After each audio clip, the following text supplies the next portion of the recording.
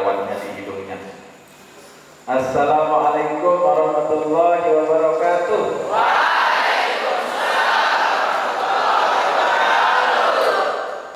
Alhamdulillah wassalatu wassalamu ala sayyidina Rasulillah. Allahumma aslih umat Muhammadin sallallahu alaihi wasallam wa farrij an ummati Muhammadin sallallahu alaihi wasallam warham umat Muhammadin sallallahu alaihi wasallam wa ansyur wasbal ayyid nahdatul watan bil alamin bihaqqi Muhammadin sallallahu alaihi wasallam. Kita muliakan bersama guru kita, kepala madrasah, wakil kepala madrasah dan segenap dewan asatidz Imam Alimin di Anjani Lombok Timur. Ini tak panggil adik-adik karena saya pembina OSIM-nya dulu ini, beberapa 1, 2, 3, 4 saya jadi pembina OSIM, mereka jadi OSIM karena ngajar di sini selama kurang lebih 10 tahun di tempat kita ini, setelah selesai dari pendidikan S1 dan Mahan. Lalu ini makanya sekarang salah satu kebanggaan dari guru itu adalah melihat murid-muridnya jadi orang. Ini gondrong-gondrong saya dulu ini ketua BEM, saya senang itu, alhamdulillahnya. Jadi ada ada semangat, ada gairah, ada ini untuk terus berkarya, dan itulah ciri khas santri harusnya. Jadi itu ciri khas santri. Kalau di Muallimin dulu kami cetuskan zaman saya jadi santri itu ikhlas berbakti, melangkah pasti, mengabdi pada ilahi. Nah begitu ya. Kalian apa? Coba ikuti. Ikhlas berbakti, melangkah pasti, mengabdi pada ilahi. Apa atau enggak? Nah, kalau saya bilang santri Muallimin, jawabannya ikhlas berbakti, melangkah pasti, mengabdi pada ilahi. Bisa? Oke.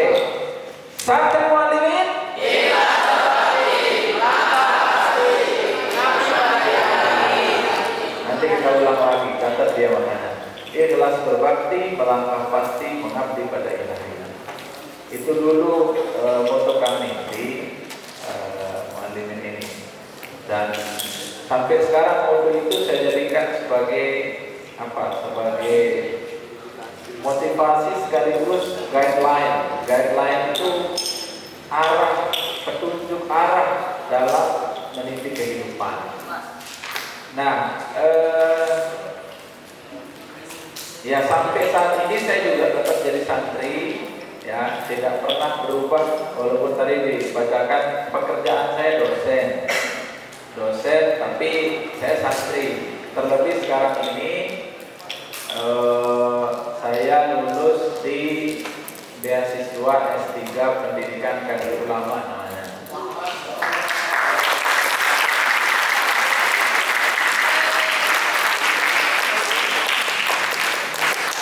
Jadi itu beasiswa se-Indonesia yang daftar kemarin 800 orang S2 dan S3, yang keterima hanya 72 orang dari 800 itu. Yang 800 itu lagi dibagi dua. Nah, saya termasuk yang S3-nya hanya 15 orang.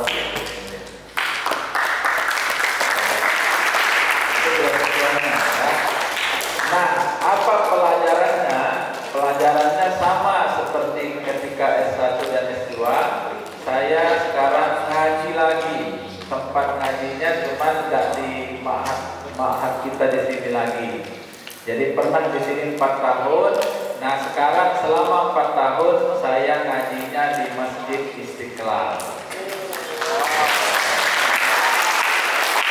Jadi ngajinya di sana. Dan sama persis, tidak ada beda sama sekali sama di sini. Jadi sama persis. Samanya maksudnya di sana kita juga halaqah, di sini kita halaqah, di sana juga halaqah.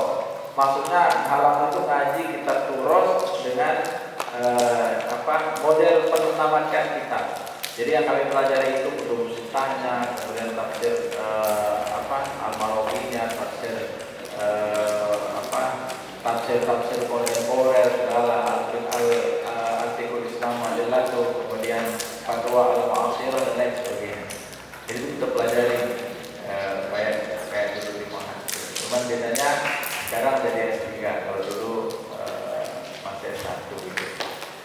itulah makanya saya jadi santri tetap ini.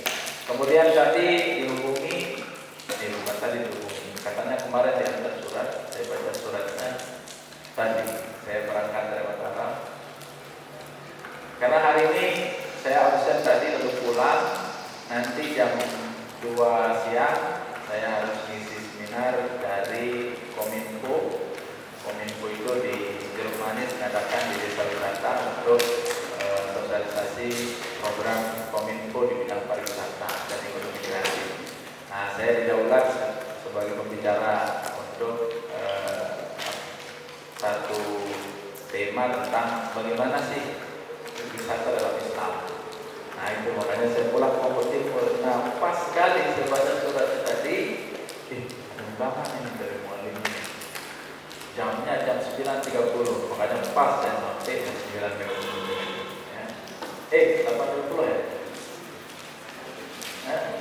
Nah, yang tadi jadi pas, karena jamnya 9.30. Kenapa? Karena ini penghormatan bagi saya, madrasah yang saya cintai, madrasah yang saya sayangi, Imam Muallimin ini memanggil kembali untuk datang memberikan motivasi, maka tidak ada selama tidak ada agenda yang tidak bisa ditinggalkan, Muallimin harus dikedepankan.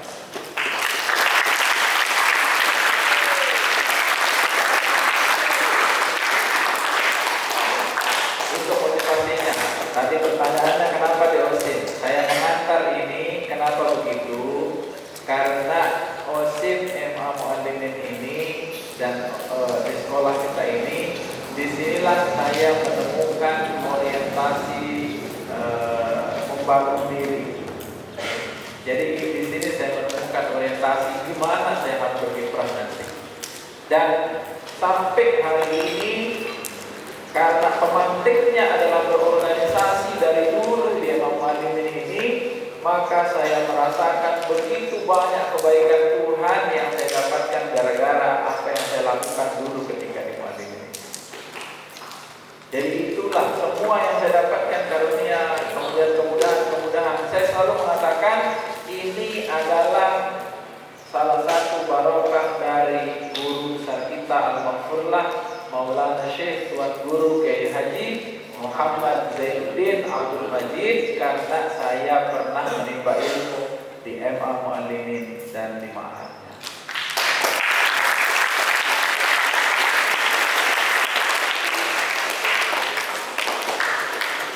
Kenapa begitu? Di awal masuk Muallimin mungkin kita sama dulu. Saya termasuk yang tidak menginginkan untuk mondok. Ya, sekarang ada asrama, dulu ada asrama, kita tinggal di rumah-rumah warga. Nah, saya tidak ingin begitu. Kenapa? Bagi saya pada saat itu pondok pesantren ini adalah dunia yang tertinggal. Sekolah, madrasah, pondok pesantren itu adalah sekolah ya kelas 2. Jadi sekolah kelas 2. Yang kelas 1 itu adalah sekolah-sekolah favorit, sekolah-sekolah negeri. Maka saya mendaftar ke sekolah negeri. Kemudian diterima, saya saat itu mendaftar di Desa Lain Slop, saya diterima saat itu menjadi salah seorang siswa tanpa tes karena NEM namanya dulu, nilai yang cukup tinggi, maka bisa masuk tanpa tes. Tetapi ada yang patut saya syukuri. Kenapa? Karena dulu saya bercita-cita jadi dokter. Saya bercita-cita jadi dokter, maka menurut saya harus ke sana. Ya bukan pilihan lah sekolah kita ini. Kenapa? Karena tadi sekolah madrasah itu kelas 2 terbelakang. Karena pendidikannya tidak maju menurut saya saat itu. Akhirnya untuk saya punya orang tua, dia mengatakan, "Enggak, kalau kamu mau sekolah di negeri, kamu silahkan biayai dirimu sendiri." Kenapa? Karena saya tidak senang melihat anak saya setiap hari melihat aurat saja. Pada saat itu belum ada siswa berjilbab. Pada saat itu pakaian orang menggunakan span. Nih, sampai sini roknya itu. Ya, pernah lihat tak? Jadi ada anak sekolah itu di sini tidak ada pakai rok panjang-panjang. Itu pikiran apa menurutnya, maka tidak boleh. Kamu sudah sudah dewasa, kamu sudah balik. Kalau kamu melihat itu, maka kamu akan sepanjang hari berdosa, kata orang tua saya. Akhirnya dipaksalah saya didaftarkan di sini, saya masuk di sini. Lalu saya temukan dunia yang berbeda, di mana ada banyak sekali aktivitas yang bisa kita ambil, aktivitas positif, termasuk dengan aktif berorganisasi. Maka di kelas 2 saya dipilih menjadi ketua OSIS. Ketua OSIS tidak ada alasan lagi untuk memikirkan sekolah kemana-mana. Semula sempat mau pindah, tapi ada satu momen ketika itu di semester 2 kelas 1 mau masuk semester 2, saya mau pindah. Lalu dalam mimpi saya hadirlah Al-Mahfurlah Maulana Syekh. Pada saat itu beliau melihat ke arah kalau bahasa Sastra itu ngengos. Tahu ngengos? Hah? Ngengos, diemosin saya. Dicuekin. Iya, kita duduk ini tapi ini gitu. Lalu saya kaget terbangun dan tersedak menangis. Kenapa guru besar kita ini mendatangi saya tapi ngengos? Oh, berarti mungkin saya tidak diizinkan untuk pindah. Akhirnya lanjut terus sampai dengan selesai. Cita-cita menjadi dokter tidak dapat saya raih, tetapi alhamdulillah diganti bukan sebagai dokter, insya Allah dokter.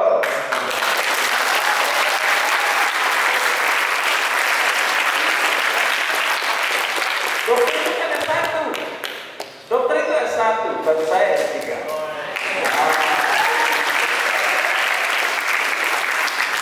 Dan itu dibiayai negara. Kenapa? SPP-nya 33 juta per semester. Tapi tidak perlu susah, rata-rata yang biaya negara. Kemudian tiket bola balik 2 kali setahun boleh dipakai. Uang bukunya 10 juta per semester, bisa dipakai beli apa saja.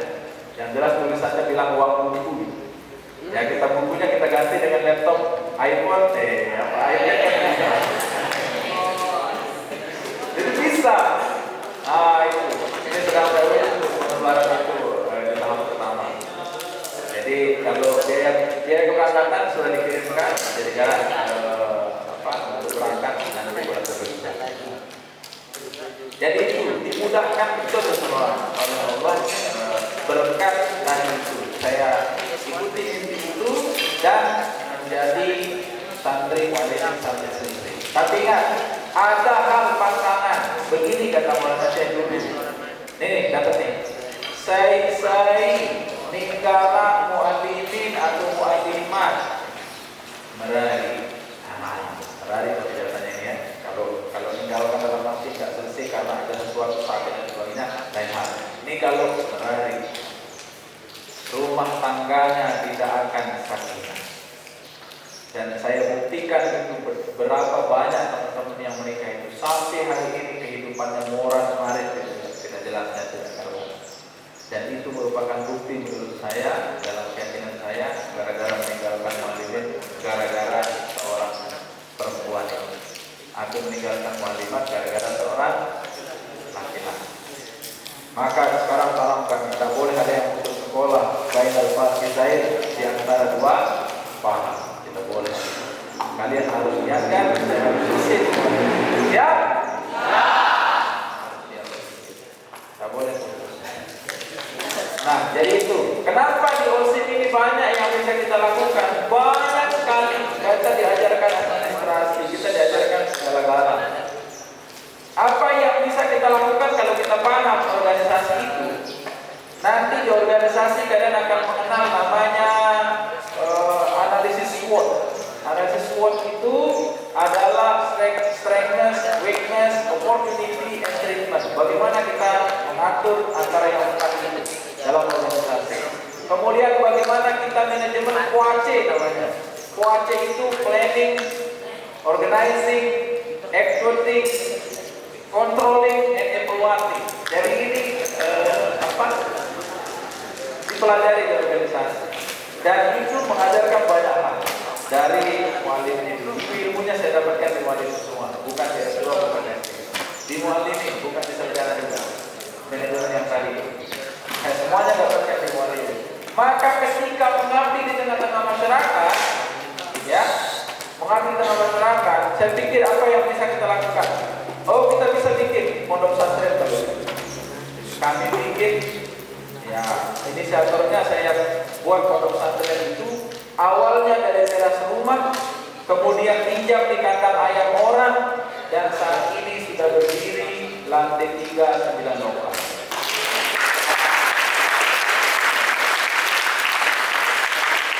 Yang sedang dikerjakan gedung perpustakaan dan terpadu MIPA dan terpadu masih sudah berdiri dalam jangka waktu kurang dari 4 tahun. Apa itu? Karena manajemennya bisa.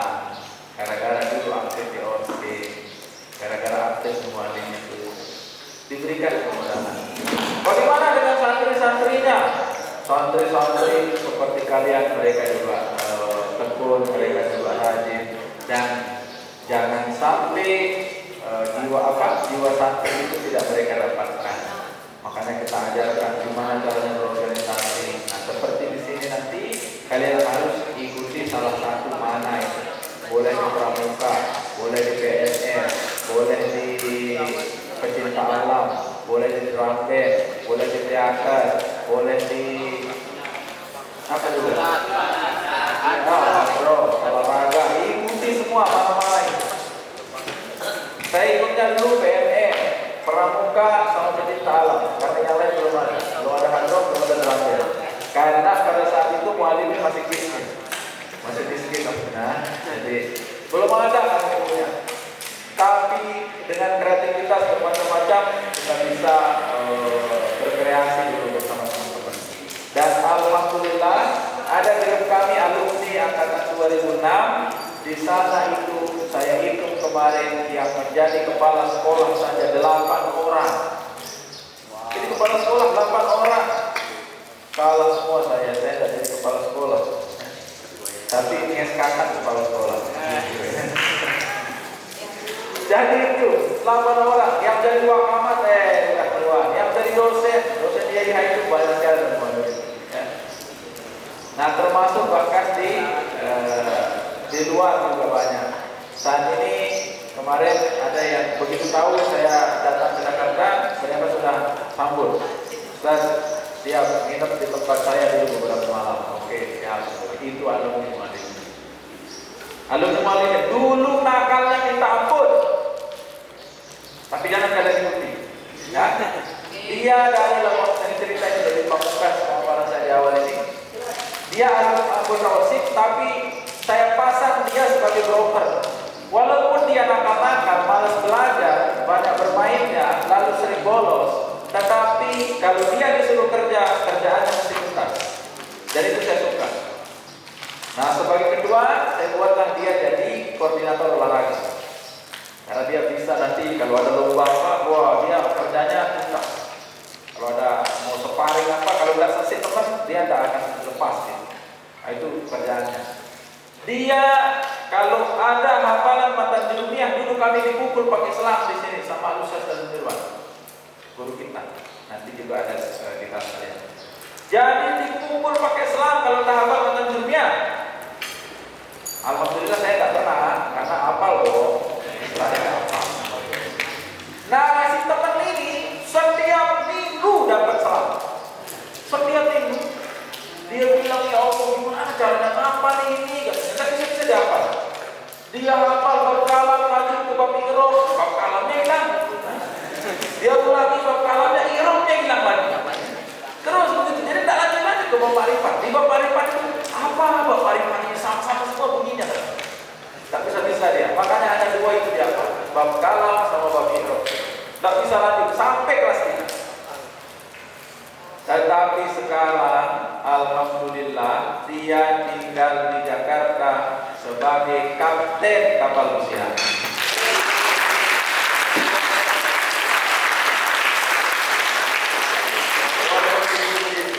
Nah, dia yang nyuruh saya menginap nanti di rumahnya sebelum mulai perkuliahan. Nah, yang unik itu ada satu kisah. kisah lucu tetapi ya sebenarnya memalukan, tapi mau bagaimana lagi ya. Jadi dia awal gabung dengan kapal pesiar itu kan jadi ABK itu namanya, anak buah kapal ABK, sebelum jadi kapten ya. Jadi dia sekarang keliling dunia tuh, kadang ke Polandia, kadang ke Jerman, kadang kemana-mana dah. Namanya kapten kapal pesiar. Jadi kemana kapal pesiarnya di charter orang ya, mana dia? Dia sudah mengelilingi 7 benua ini.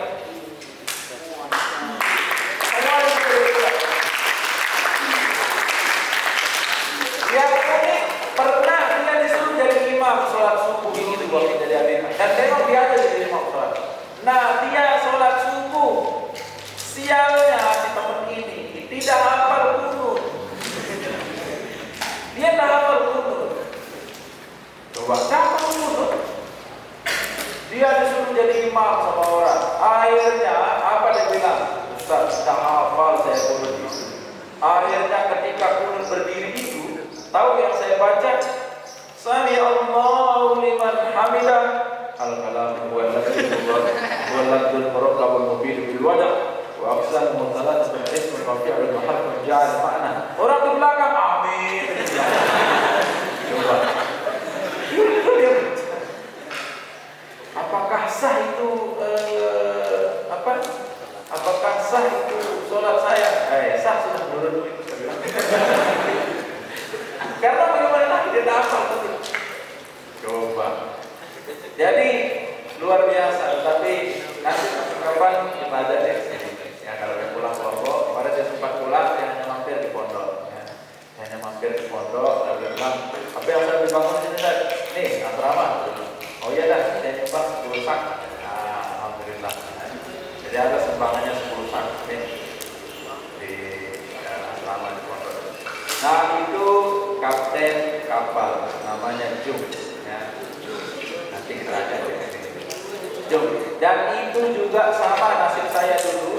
Kalau saya tadi tidak mau sekolah di sini gara-gara menangkap madrasah kelas 2, tidak maju dan lain sebagainya. Kalau dia datang ke sini itu gara-gara ngikuti pacarnya di MTS. Masuk mualiman. Begitu kita orientasi begini, gimana tempat sekolah pacar saya?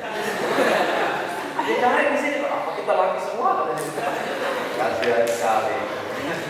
Kasihan. Ya? Nah itulah, karena dia datang ke sini. Begitu naik kelas 2, diputusin sama pacarnya. Ya Allah.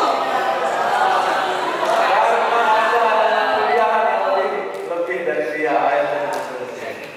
Hampir dia berhenti, tapi saya motivasi. Makanya sampai sekarang hubungan kami ini tetap ya. Kalau ada masalahnya Tuhan pasti. Oke, jadi itu selamat datang di Mu'allimin dan jadilah kalian penerus dari kelas kalian yang depan ini. Nanti kalian jadi ketua juga. Ya tidak mungkin semua, tapi minimal aktif semua dalam setiap kegiatan-kegiatan. Wassalamualaikum warahmatullahi wabarakatuh.